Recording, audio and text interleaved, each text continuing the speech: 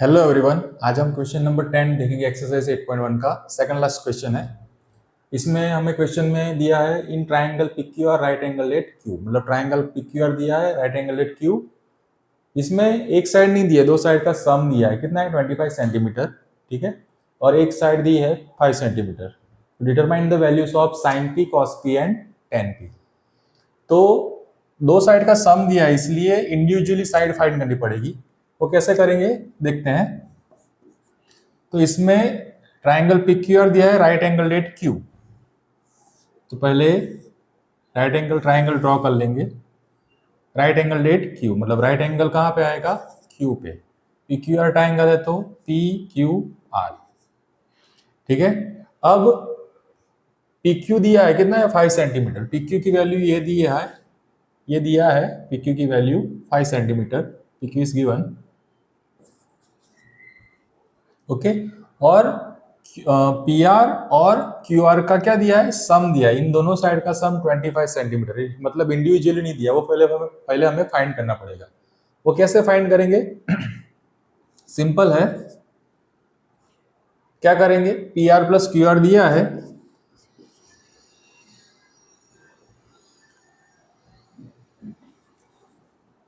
तो पहले Pythagoras theorem use करेंगे, उसके थ्रू ही डायरेक्ट पता चल जाएगा कैसे करना है। तो using Pythagoras theorem, triangle right angle triangle है, तो यूजिंग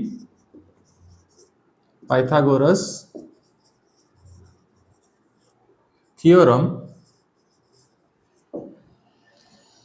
क्या होगा? PR square is equal to PQ square plus QR square, ठीक है। Hypotenuse square is equal to height square plus base square, या base square plus height square.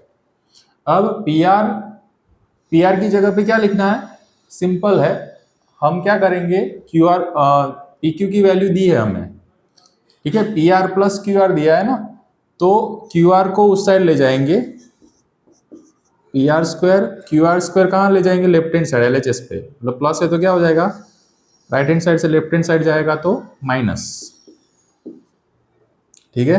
Is equal to PQ square तो है ही, PQ की value रख देते हैं। PQ की वैल्यू 5, यानी 5 का स्क्वायर, यानी क्या हो जाएगा? 5 स्क्वायर यानी क्या हो जाएगा? 5 का स्क्वायर 25। तो हमें क्या मिला? PR square minus QR square is equal to 25।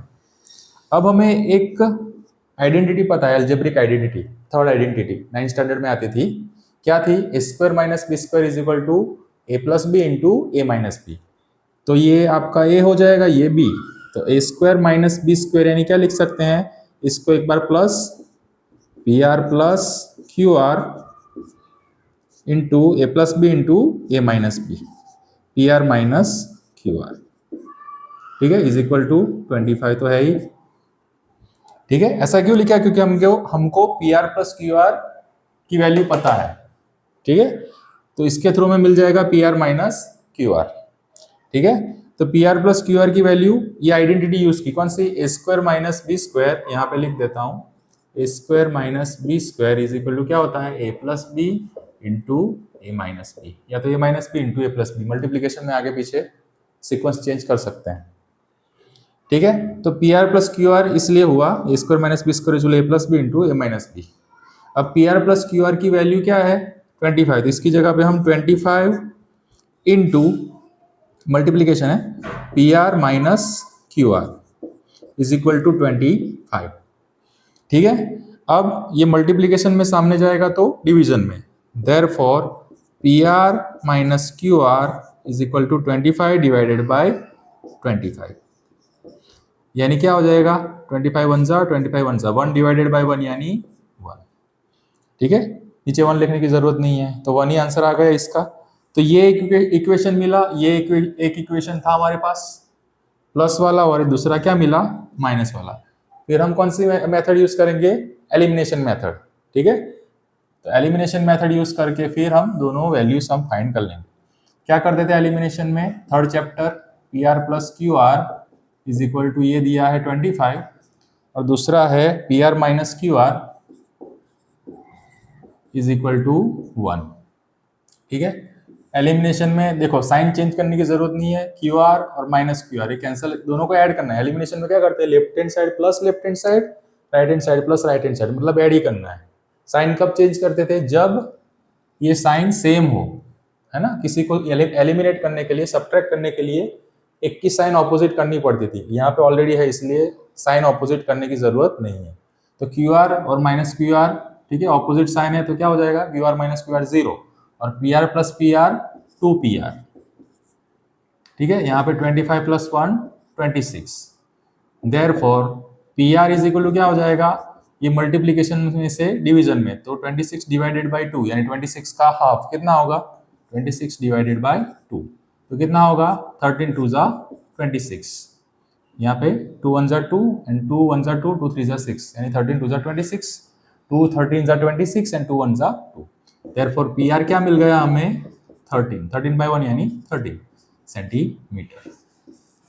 Unit आपको जो दिया है वही लेना, 25 सेंटीमीटर, ठीक है। सब में सेंटीमीटर ही दिया है। ना हो सेम तो सेम कर लेना पहले, ठीक है। यहाँ पे तो सेम ही है, तो इसका यूनिट क्या आएगा? सेंटीमीटर ही आएगा। P R is equal to 13 centimetre. तो ये आपका मिल गया 13 सेंटीमीटर। अब इसी दो इक्वेशन में से किसी में वैल्यू सब्सटीट्यूट कर दोगे, ठीक है, तो क्यू आर मिल जाएगा। कोई भी इक्वेशन में आप रख सकते हो, मैं फर्स्ट में रख रहा हूं, तो पी आर की जगह पे क्या रख दूंगा? 13 plus Q R as it is find करना है, इज इक्वल टू 25, फर्स्ट में सब्सटीट्यूट किया। देयरफॉर क्यू आर क्या मिल जाएगा? 13 को राइट हैंड साइड ले जाएंगे, ठीक है, क्यू आर फाइंड करना है, तो 13 राइट हैंड साइड जाएगा तो प्लस से क्या हो जाएगा? माइनस। 25 तो है ही, प्लस 13 राइट हैंड साइड जाएगा तो माइनस 13, तो 25 माइनस 13 कितना होगा? 12। तो क्यू आर भी मिल गया। तो ऐसे करके हमें क्यू आर फाइंड करना है, 12 सेंटीमीटर। तो क्यू आर में मिल गया, कितना मिला? 12 सेंटीमीटर। तो तीनों साइड मिल गई। अब जो रेशियो फाइंड करने के लिए बोला है वो फाइंड कर लेते हैं। कौन सा एंगल है? पी, सब में पी है। इस एंगल के अकॉर्डिंग हमें फॉर्मूला के अकॉर्डिंग फाइंड करना है।